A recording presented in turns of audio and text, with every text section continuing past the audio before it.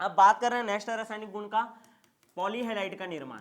ठीक है ना, अभी इससे पहले जस्ट क्या पढ़े, हैलाइड का निर्माण पढ़े थे। ठीक है, जब हेलोजन के साथ क्रिया करता है तो किसका निर्माण करता है, एस ब्लॉक के तत्व हैलाइड का। अब बात कर रहा हूँ वही हेलोजन के साथ ही क्रिया कर रहे हैं लेकिन पॉलीहेलाइड का भी निर्माण करते हैं। अभी तक क्या देख रहे थे तुम लोग, जैसे Na है वो Cl के साथ क्रिया किया, देखो तो देखो ध्यान दो, 2Na है किसके साथ क्रिया किया, Cl2 के साथ क्रिया किया, क्या बनाया 2NaCl बनाया। यहाँ पर देखो हेलोजन की संख्या केवल और केवल कितना है, एक है, कितना है, एक। मान लो हेलोजन का संख्या कोई क्षार धातु के साथ यदि बॉन्ड बनाता है, ठीक है, और कैसा हो जाए आपका एक से अधिक हो जाए, तो वो जो हाइलाइट हमको प्राप्त होता है उसको हम लोग क्या बोलते हैं, पॉलीहाइलाइट। क्या बोलते हैं, पॉलीहाइलाइट। ध्यान समझने का कोशिश करो, जैसे कि ध्यान से समझना, पोटेशियम आयोडाइड है, वो आयोडीन के साथ फिर से क्रिया किया, तो देखो एक आयोडीन और ये दो आयोडीन, तो क्या हो जाएगा Ki3, क्या बन गया Ki3। तो यहाँ पर देखो तो हेलोजन का संख्या क्या है, एक से ज्यादा है, 3 ठुक है, तो ये कैसा हैलाइड है, पॉलीहेलाइड। क्या है, पॉलीहेलाइड। समझ आ रहा है कि नहीं, तो ध्यान समझना, जो आपके एस ब्लॉक के तत्व होते हैं वो उनमें से कुछ तत्व किसका निर्माण करते हैं, आपके पॉलीहेलाइड का। किसका निर्माण करते हैं, पॉलीहेलाइड का। वैसे ही देखो सीजियम आयोडाइड है, सीजियम आयोडाइड जब आयोडीन के साथ क्रिया करेगा तो ये क्या बना देगा, CSI3। क्या बना सकता है, CSI3। समझ आ रहा है कि नहीं। अच्छा, याद रखना है आप लोगों को, हमेशा दिमाग में छापना, लिथियम और सोडियम कभी भी पॉलीहेलाइड का निर्माण नहीं करता, पॉलीहेलाइड का निर्माण नहीं करता, निर्माण नहीं करता। मतलब देखो NaCl बन सकता है लेकिन NaCl2 कभी बन नहीं सकता, LiCl बन सकता है लेकिन LiCl2 कभी भी बन नहीं सकता। समझ आ रहा है कि नहीं। पॉलीहेलाइड वाला कहानी केवल और केवल कौन करते हैं, पोटेशियम और सीजियम के आयोडाइड। क्लियर है ना, पोटेशियम और सीजियम के आयोडाइड। अरे देखो ना, ली ना की रब से फरियाद, ऐसा है। ठीक है, तो इसमें लिथियम और सोडियम ये केवल और केवल क्या बना सकते हैं, LiCl बना सकते हैं, और क्या बना सकते हैं, NaCl। लेकिन ये जो K है ये KCl भी बना सकता है, KCl2 भी बना सकता है, KCl3 भी बना सकता है। समझ आ रहा है कि नहीं। पॉलीहेलाइड का ये निर्माण भले कर सकता है, कौन कौन, पोटेशियम, रुबिडियम और सीजियम। उसमें भी मेन कौन, पोटेशियम और सीजियम। कौन, पोटेशियम और सीजियम। समझ आया कि नहीं। आगे बढ़ जाऊँ क्या मैं। ठीक है, तो किसका टॉपिक पढ़ ले हम लोग, पॉलीहेलाइड का। किसका, पॉलीहेलाइड का। जब एस ब्लॉक के तत्व एक से अधिक, ठीक है ना, हेलोजन के साथ क्या करते हैं, संयोग करते हैं, और किसका निर्माण करते हैं, हैलाइड का, तो उसको क्या बोलते हैं, पॉलीहेलाइड। क्या बोलते हैं, पॉलीहेलाइड। नेक्स्ट देखते हैं हाइग्रोस्कोपिक नेचर। नया चीज सुन रहे हो, हाइग्रोस्कोपिक नेचर, हिंदी नाम मेरे को भी याद नहीं है। हाइग्रोस्कोपिक नेचर, आर्द्रताग्राही गुण बोलते हैं शायद इसको, आर्द्रताग्राही प्रकृति, मतलब नमी को अवशोषित करने की क्षमता, नमी को अवशोषित करने की क्षमता। क्लियर है, नमी को लिख लेते हैं, नमी को अवशोषित करने की क्षमता या गुण, अवशोषित करने का गुण, उसको बोलते हैं हम लोग क्या, हाइग्रोस्कोपिक नेचर। क्या बोलते हैं, हाइग्रोस्कोपिक नेचर। ध्यान समझना, जो LiCl होता है, लिथियम क्लोराइड, और ठीक है ना, लिथियम क्लोराइड, ये क्या करता है, अपने आसपास किसको, नमी को अवशोषित कर लेता है और किसमें कन्वर्ट हो जाता है, LiCl2H2O। किसमें कन्वर्ट हो जाता है, LiCl2H2O। क्लियर है कि नहीं। देखो कोई कंपाउंड बना, वो कंपाउंड अपने आसपास में उपस्थित नमी रहेगा उसको क्या कर सकता है, अवशोषित कर सकता है। तो उसमें से जैसे लिथियम क्लोराइड है, तो लिथियम क्लोराइड क्या करता है, अपने आसपास उपस्थित जो भी नमी रहता है, नमी कौन से रूप में रहता है, पानी के रूप में, उसको क्या कर सकता है, अवशोषित कर सकता है। तो क्या बनता है आपका LiCl2H2O। क्या बन जाता है, LiCl2H2O। क्लियर। जैसे कॉपर सल्फेट सुने, कॉपर सल्फेट नीला थोथा बोलते हैं जिसको रे, ठीक है। कॉपर सल्फेट का फॉर्मूला कभी बताओ करके बोलेगा, CuSO4 बोल देते हो, लेकिन याद रखना उसके साथ 6H2O जुड़ा रहता है, पानी भी जुड़ा रहता है, ऐसे बताया गया है ना। समझ आ रहा है कि नहीं। तो उसको बोलते हैं हाइग्रोस्कोपिक नेचर। क्या बोलते हैं, हाइग्रोस्कोपिक नेचर। क्लियर है। तो याद रखना LiCl के में हाइग्रोस्कोपिक नेचर रहता है, पानी को अपनी ओर क्या कर लेता है, अवशोषित कर लेता है। हमेशा याद रखना है NaCl और KCl हाइग्रोस्कोपिक नेचर दिखाता नहीं है। क्लियर है। केवल कौन दिखाता है, LiCl। कौन दिखाता है, LiCl। अच्छा, लेकिन मान लो बेटा मांगे कार स्कूटर बाप राजी, इस वाले में BeCl2 बनेगा, MgCl2 बनेगा, CaCl2 बनेगा, SrCl2 बनेगा, BaCl2 बनेगा। ये सब के सब जितने भी क्लोराइड है, क्लियर ना, जितने भी हैलाइड बोल देते हैं, जितने भी आपके क्लोराइड है, ये क्या कर सकते हैं, पानी को अपने साथ खींच करके रख सकते हैं, 2H2O। ये कितना रख सकता है 8H2O, ये कितना रख सकता है आपका 6H2O पानी को खींच सकता है, ये कितने को रख सकता है 6H2O को, ये कितने को रख सकता है 2H2O को। क्लियर है कि नहीं? मतलब इन सब के पास जो भी क्लोराइड बनता है, देखो हम लोग पढ़ रहे हैं हैलोजन के साथ क्रिया, हैलोजन के साथ क्रिया करके किसका निर्माण करता है हैलाइड का, पहले वही पढ़े। उसके बाद कौन सा टॉपिक पढ़े थे पॉलीहैलाइड। अब उसके बाद ये जो हैलाइड है या पॉलीहैलाइड है उसका गुण रहता है पानी को खींचने का। कौन सा गुण रहता है पानी को खींचने का, तो पानी को ज़्यादा से ज़्यादा क्या कर सकता है वो खींच सकता है। क्लियर ना? तो देखो पहला क्षार धातु में केवल LiCl रहता है, वो पानी को खींचने का गुण रखता है।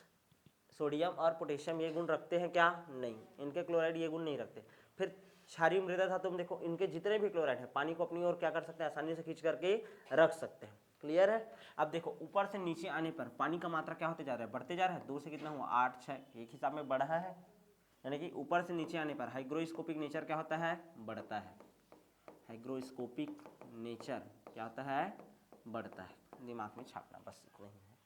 यहाँ तक क्लियर है? हाइग्रोस्कोपिक नेचर क्या होते जाता है बढ़ते जाता है। क्लियर? अच्छा इसमें हम लोग मेनली बात करते हैं अब BeCl2 का, इसका BeCl2 का ध्यान दो। BeCl2 जो रहता है ध्यान देना दो फॉर्म में पाया जाता है, एक तो पाया जाता है वाष्प अवस्था में और कौन से अवस्था में पाया जाता है ठोस अवस्था में। कौन सा अवस्था में? ठोस अवस्था में।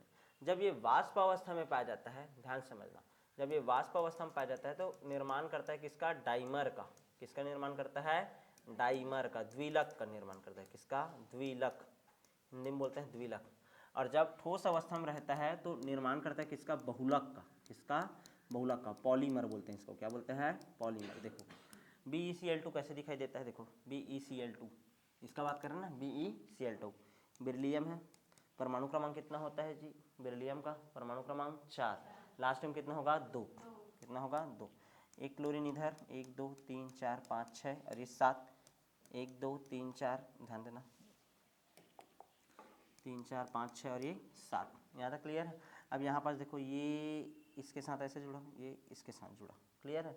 ये इस तरीके से बना रहता है क्या BeCl2 सहसंयोजी बंध द्वारा जुड़ा हुआ है। ये क्या जुड़ा हुआ है BeCl2, ये 1 ठोक है, ये 1 ठोक और रहता है ऐसे। देखो 2 ठोक हो गया BeCl2। अब ध्यान समझना इसमें का देखो BeCl2 का क्या कहानी होता है ध्यान देना ना।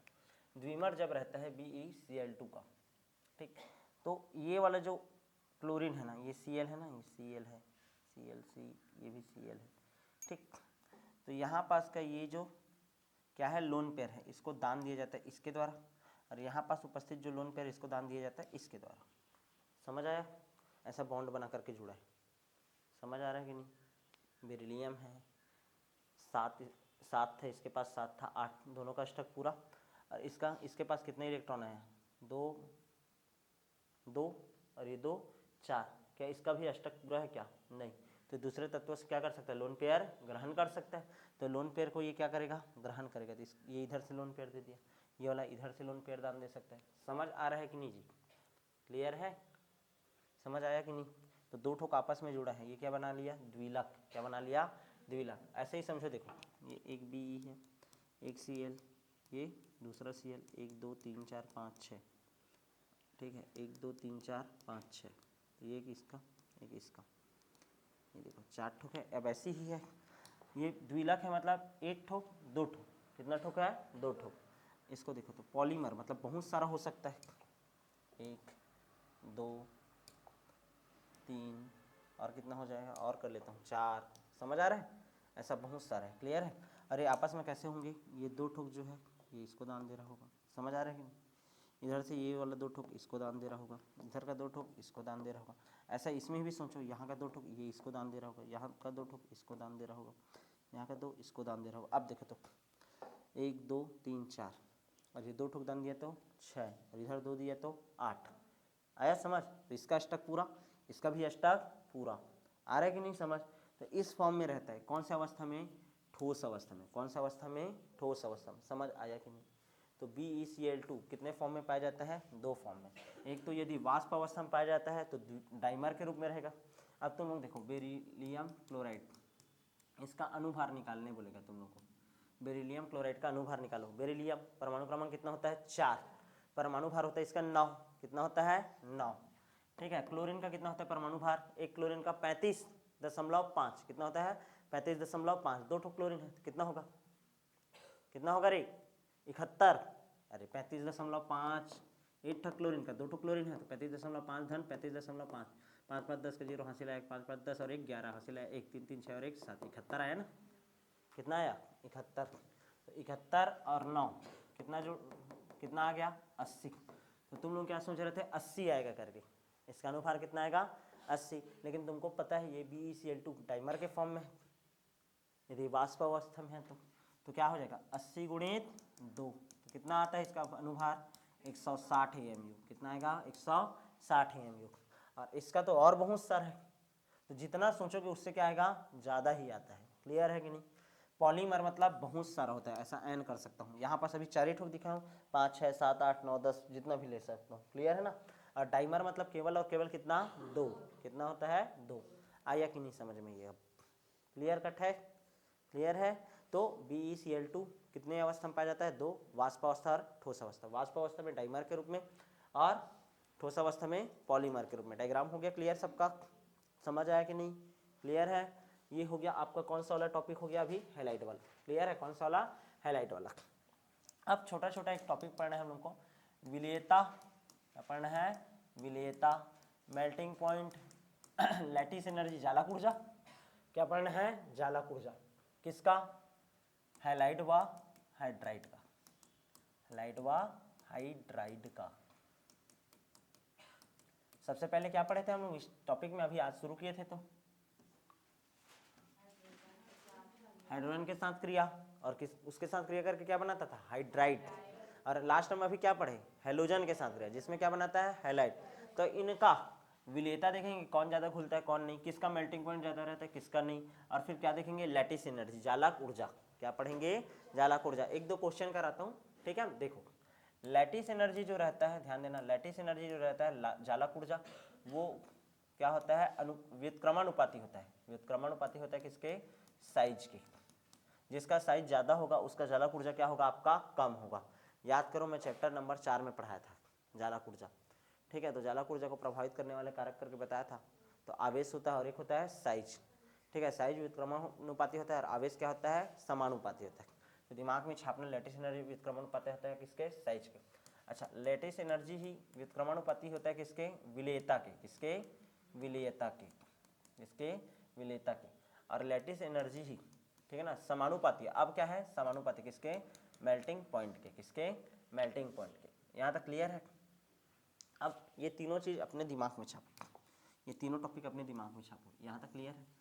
अब मैं किसका बता रहा हूँ, हैलाइड का और हाइड्राइड का, किसका हैलाइड और हाइड्राइड का। हैलाइड कौन कौन सा है चलो बताओ तो, ठीक है। हैलाइड पहले पढ़ें क्या, जैसे हैलाइड LIF है, NAF है, लीना की रब से KF RBF CSF, ऐसा टाइप का हो सकता है। ये सब के सब क्या है आपके हैलाइड है, क्या है हैलाइड। चलो ध्यान देना, ठीक। फ्लोरीन फ्लोरीन फ्लोरीन ऐसा ले रहे हैं, ठीक है, सब में फ्लोरीन ले रहे हैं, या फिर ऐसा वाला उदाहरण लेते हैं जी। उदाहरण देखो, Na ले रहा हूँ, Na और ये Na, फिर कल बाहर आई, ऐसा है। Sodium fluoride, sodium chloride, sodium bromide और सोडियम आयोडाइड, सब बन सकता है। सोडियम टू सा है, सब में सेम टू सेम रहेगा, ऊपर से नीचे आने पर आकार बढ़ता है, आकार इसका बड़ा, इससे भी ज़्यादा इसका बड़ा, इससे भी ज़्यादा इसका बड़ा, और सबसे ज़्यादा बड़ा इसका NaI का, क्लियर है।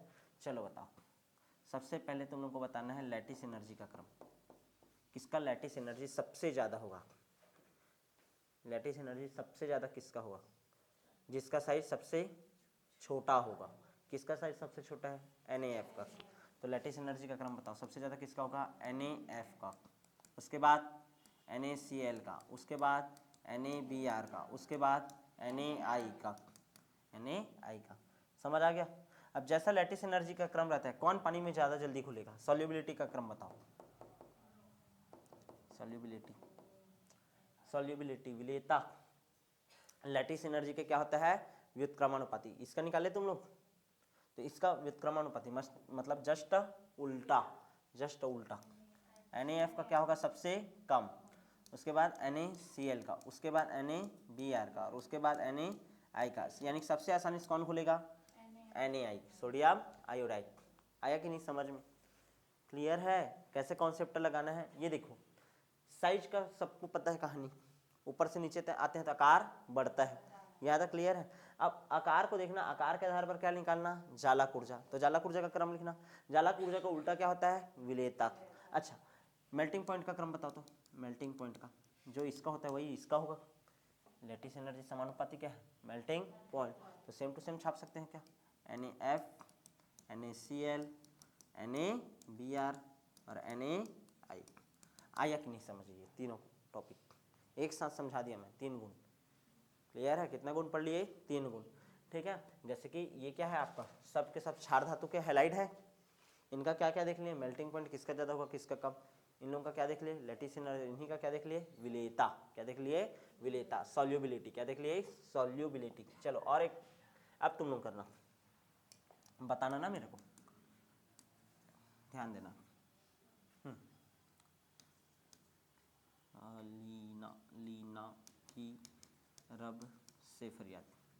NaCl, KCl, RbCl, CHCl। ठीक, चलो बताओ, इन तीनों में बताना है आप तुम लोग को। ठीक है, क्या क्या बताना है? मेल्टिंग पॉइंट, लैटिस एनर्जी और सॉल्युबिलिटी। क्या बताना है? सॉल्युबिलिटी। सबसे ज़्यादा साइज किसका रहेगा? सबसे ज़्यादा साइज किसका रहेगा? CHCl का। किसका रहेगा? CHCl का। इसका रहेगा सबसे ज़्यादा साइज। जिसका साइज सबसे ज़्यादा उसका जालक ऊर्जा सबसे कम। क्या होगा? जालक ऊर्जा सबसे कम। तो CHCl है, इसका जालक ऊर्जा क्या होगा? सबसे कम, तो कम। क्लियर? अब फटाफट करते जाओ। RbCl, फिर KCl, फिर NaCl हो गया। अब इसके जैसे सेम टू सेम कौन रहता है? ऊपर वाला रहता है मेल्टिंग पॉइंट, छापो। CHCl, RbCl, KCl और NaCl। क्या हो गया? NaCl। जस्ट अपोजिट कौन होता है? सॉल्युबिलिटी।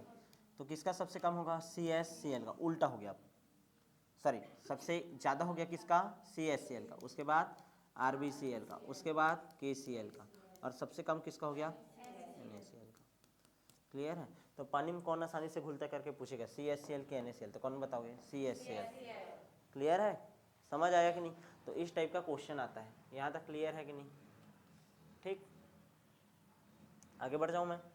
ठीक है, तो और बहुत सारा क्वेश्चन आप लोगों के नोट्स में है। अब जो नेक्स्ट क्लास होगा उसमें और हम लोग किसके बारे में पढ़ेंगे? एस ब्लॉक के तत्वों के विभिन्न लवण के बारे में। ठीक है, तो मिलेंगे आप नेक्स्ट क्लास में।